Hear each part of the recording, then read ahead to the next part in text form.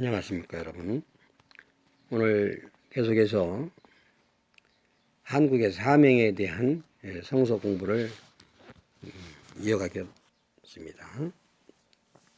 전 시간에 한국은 이스라엘을 시기케 할 사명을 가진 나라다.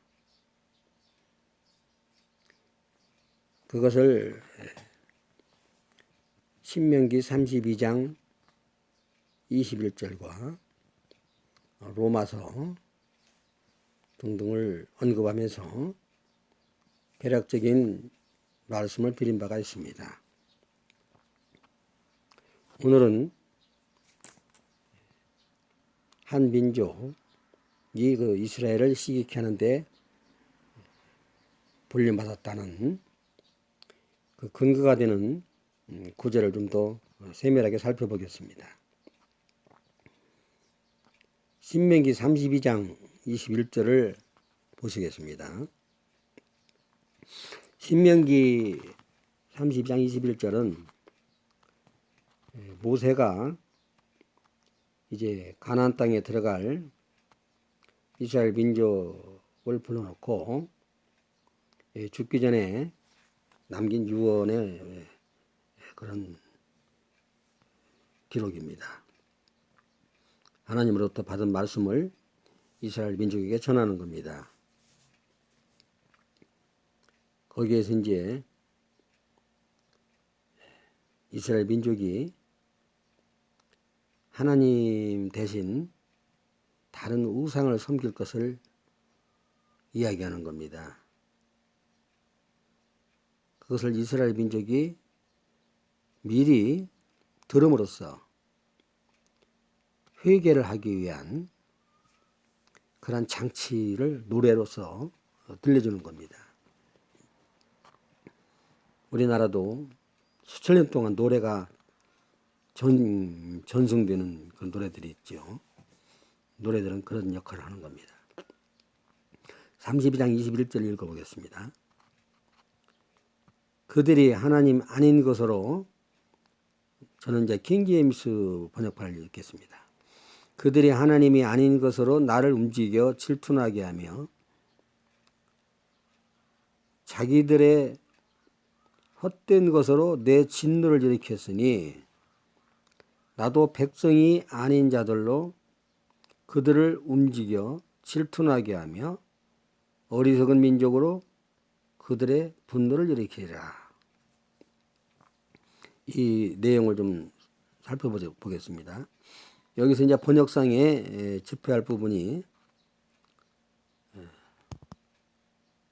나도 백성이 아닌 자들로 그들을 움직여 질투나게 하며 그들을 이제 시기나게 한다고 되어 있죠. 여기서 백성이 아닌 자들로, 이게 단수로 되어 있습니다. 원어에는 people입니다. people. 그냥 peoples가 아니라 people이 아니라 people이라는 얘기입니다. people 단수예요. 원어가. 그러니까 이건 교회가 아닙니다. 한 민족을 얘기하는 겁니다. 이때는 교회가 생기기 전 얘기죠. 그리고 people이라는 번역 자체가, 언어 자체가 민족 단수. 교회가 민족일 수는 없는 거죠. 민족은 민족이지요. 한 민족을 들어서 질투나게 한다 이 말입니다. 누구를? 이스라엘 민족을 질투나게 한다 이게요. 왜 이런 말씀을 하시게 됐느냐? 하나님을 섬기게끔 계약을 맺었는데 이스라엘 민족은 언약을 맺었는데, 피차 언약은 쌍방이 지키지 않으면 죽는 언약입니다. 죽는 겁니다. 목숨을 담보로 한 언약이에요. 각을 뜨잖아요. 짐승에 각을 떠가지고 그 위를 지나가잖아요. 쌍방이. 그러니까 그걸 어겼을 때는 저렇게 각을 뜬다는 얘기예요. 무서운 겁니다. 그런데 하나님만을 섬기기로 이렇게 언약을 서로 맺었는데 또 하나님은 또 오직 이스라엘 백성만 백성으로 삼기로 축복하기로 이렇게 언약을 맺었는데 그걸 어긴다는 겁니다. 그럼 하나님 입장에서는 이건 하나님은 시기의 하나님이시죠. 하나님은 하나님 아닌 다른 신을 섬기는 이스라엘 백성을 향해서 진노하시고 질투하시는 겁니다. 질투하는 하나님이에요. 그러니까 하나님께 입장에서는 나도 그렇게 해주겠다 이거예요. 이스라엘 백성한테. 나도 똑같이 해주겠다. 너희들이 나한테 헌대로 해주겠다 이겁니다. 그건 뭡니까? 다른 민족. 아까 말씀드린 대로 언어의 people. 다른 민족을 이스라엘 민족처럼 복을 주고 어떤 복입니까? 하나님은 메시아가 도래할 왕국은 정의로운 왕국 아닙니까? 그리고 뭐 메시아가 통치하는 왕국이니까 얼마나 완벽합니까? 현실적으로는 정의로우면서도 부강한 나라, 강대국, 약소국을 짓밟는 나라가 아니라 그런 나라를 이스라엘 민족이 원하는 겁니다. 하나님께서 그런 나라를 약속을 하셨고 천년왕국이 그런 나라지요. 메시아가 도래되면 그런 나라가 이루어지는 겁니다. 그걸 약속하고 언약을 맺었는데 그걸 어겼으니 나도 그렇게 그대로 people 다른 민족을 그렇게 이스라엘에게 베풀으려고 했던 그 축복을 다른 민족에게 하겠다 이겁니다. 그러면서 이스라엘 민족 너희들도 한번 질투를 한번 당해봐라 이겁니다. 하나님께서 질투로 느끼고 분노를 느낀 이스라엘 민족이 배도하여 다른 신을 섬기니까 하나님이 느꼈던 그 감정을 이스라엘 민족도 그대로 느껴보라 이겁니다. 물론 이스라엘 민족을 돌아오게끔 하기 위한 하나님의 장치지 이스라엘 민족을 버리기 위해서 한 건 아니지요. 그걸 보고 이스라엘 민족이 느껴보라 이겁니다. 질투를 느껴보고 분노를 느껴보라 이겁니다. 그대로 너희들이 나한테 헌대로 가지겠다 이겁니다. 이 말씀이 로마서 10장 19절에 인용이 됩니다. 로마서 10장 19절은 잘 아시다시피 사도 바울이 이스라엘 민족에게 복음을 전하지 않고 이방인의 사도로 불림받았지요. 그러니까 정작 당시 동족은 예수님을 배척을 하고 물론 이스라엘 민족 중에서도 믿는 사람들이 있었지만서도 지도자들이라든가 대다수 유대인들은 국가적으로 또 예수님을 배척을 하고 십자가에 못 박아 죽였지 않습니까? 그리고 그러한 모습을 보면서 물론 하나님께서 이스라엘 이방인의 사도로 사명을 맡기셨지만 사도 바울의 입장에서는 자기 동족을 놔두고 다른 민족에게 복음을 전하가는 것이 얼마나 가슴이 아팠겠습니까? 신앙인은 동족을 사랑하는 마음이 있는 것이 정상입니다. 그게 신앙적인 성서적인 겁니다. 모세도 심지어는 자기 동족을 위해서 생명책에서 지워달라고 했지 않습니까? 바울도 똑같은 기도를 했던 겁니다. 내 동족을 위해서 저주를 받아서 그리스도에게서 끊어질지라도 9장에 나오지 않습니까? 원하는 바로라. 이스라엘 민족을 위한 그러한 피 끓는 마음이 있는 겁니다. 동족을 위한 사랑.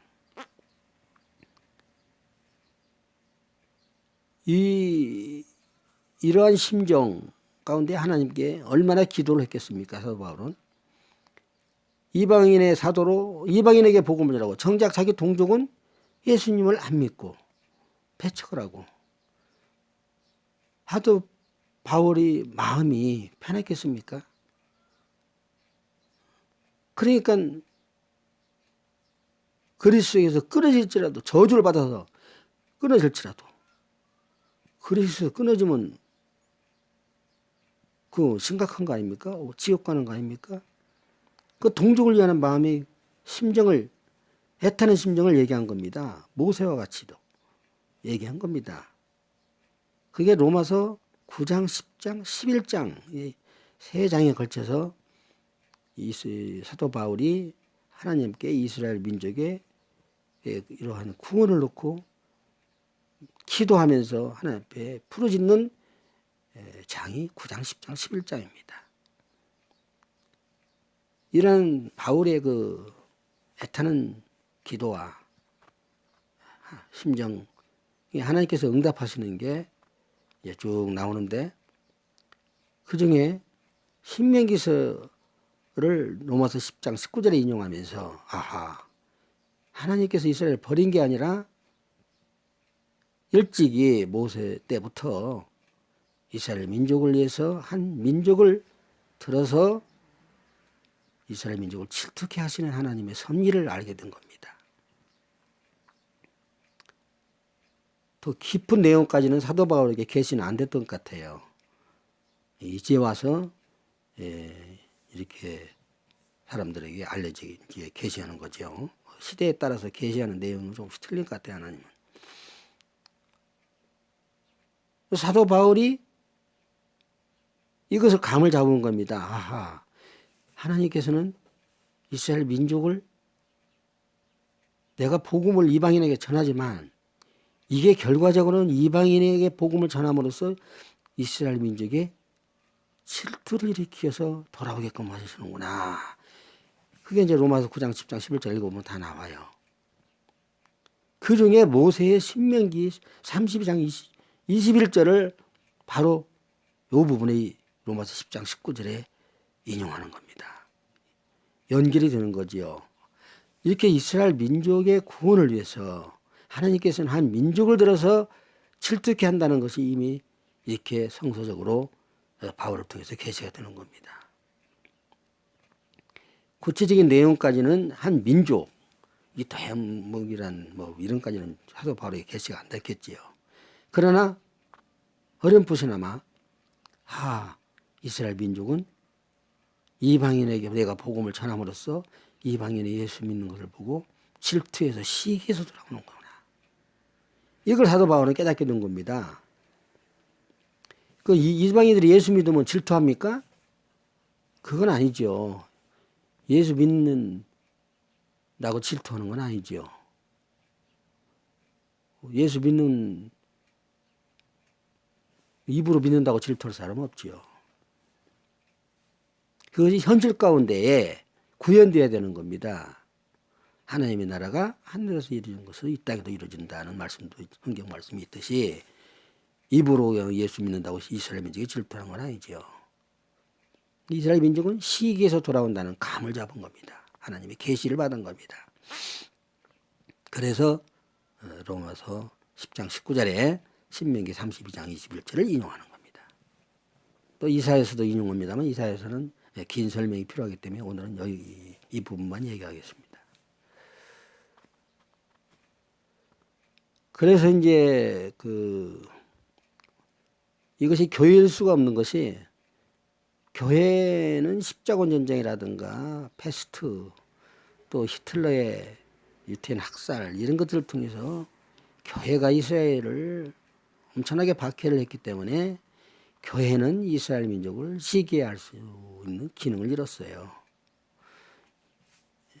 이제는 한 민족이 여기 성서 나와 있는 대로 people 한 민족이 이스라엘이 받았어야 할 축복과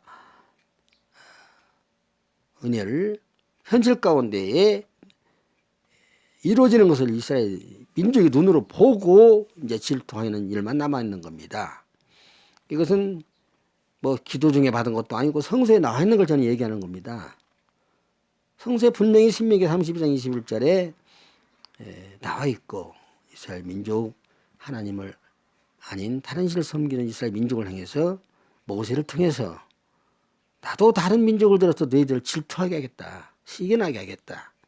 이것이 이스라엘 민족의 구원과 회복에 관한 장인 9장, 10장, 11장 그 중에서도 10장, 19절에 인용이 되는 겁니다. 이스라엘 구원에 관한 장인 10장, 19절에 9장, 10장, 11절 중에서도 10장, 19절 그 부분에 인용이 되는 겁니다.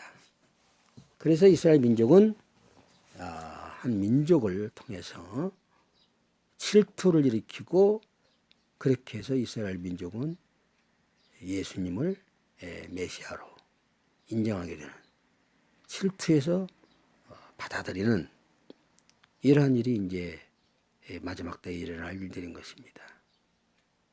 이게 굉장히 중요한 부분입니다. 이 교회에서 이 부분을 깊이 다뤄야 됩니다. 여러분께서 앞으로 계속되어지는 제 말씀을 염두에 두시고 이러한 소명과 사명을 대한민국이 줬다 이겁니다. 이것은 제가 이사야서에서 다시 이제 설명을 드리겠습니다. 굉장히 중요한 이 부분을 우리는 붙잡고 이 마지막 때에 하나님께서 주신 이 사명을 감당해야 되는 겁니다. 이 나라 교회가. 이 민족은 이스라엘 민족을 시기케 할 사명을 가진 나라입니다.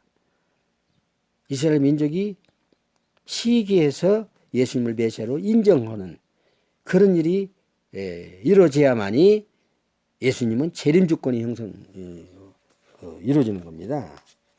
그거는 마태복음 23장 37절에서 39절을 읽어보면 나오고 호세아 5장 15절에서 6장 30절을 보면 나옵니다. 왜 이스라엘 민족이 예수님을 메시아로 인정해야만이 재림하시는가? 그 부분에 대한 답이 방금 말씀드린 마태복음 23장 37절에서 39절, 호세아 5장 15절에서 6장 30절에 나옵니다. 이 부분이 예수님을 이스라엘 민족이 메시아로 인정해야만이 예수님이 재림하는 그런 조건, 그런 이루어지는 그에 대한 설명이 여기에 나옵니다. 성서는 이렇게 다 연결이 되어 있습니다. 오늘 우리나라는 이렇게 큰 사명을 가진 나라이니만치 우리가 이러한 사명을 알고 싸워야 됩니다. 이 땅의 정의를 이루기 위해서 여야를 막론하고 불의한 자들을 책망하고 바로잡는 일이 교회가 구심점 역할을 해야 됩니다. 사회를 향해서 빛과 소금의 사명, 선지자의 사명을 감당하는 정금과 같은 교회가 되지 않고서는 이 사명을 감당할 수가 없습니다. 빛과 소금의 사명을 이 교회는 감당해야만이 이 일이 이루어지는 겁니다. 그래서 교회가 너무너무 중요한 사명을 이 시대에 띄고 있다. 대한민국 교회가.